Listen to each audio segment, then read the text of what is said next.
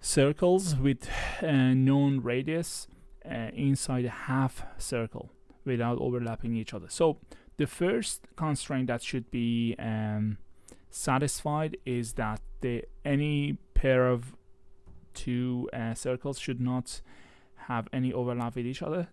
So this the distance between their centers should be bigger than Ri plus Rj square, and Ri and Rj are the known parameters of the model, the radius of those small circles. And also they should not be out of the circle.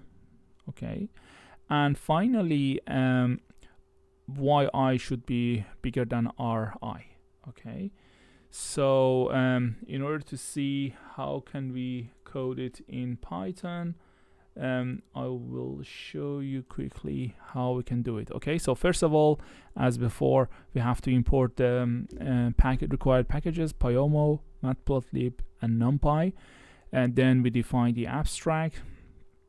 So here you can see that we have a set I, we have a set j, which is the alias of set I, parameter r.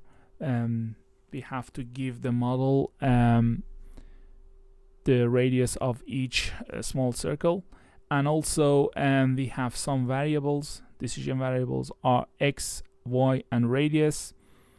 So x can be between 0 and, for example, a big number. 15 is a big number for this purpose, and initialize it with some number.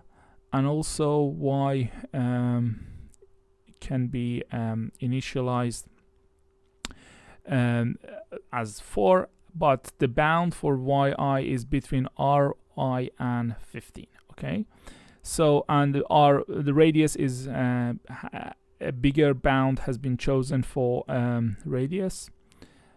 And also we can say, okay, if I is less than j, then this constraint should be satisfied. So and then we can everything is defined here. So there is another constraint telling us that all the circles should be inside the big circle, and the solver is chosen as the IP op since it's non-linear, and also the data of the model, which contains the radius of each circle, is also specified.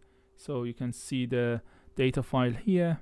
Okay, and once we so you can change the radius of each circle, that should be fine. And also finally you can plot the results at the end. So I run the model, for the whole model, and check the results for you. Okay, so you can see here that the results are obtained here. I can rerun that, see if it gives any other response. Okay, so it is solving, and the minimum radius is this number.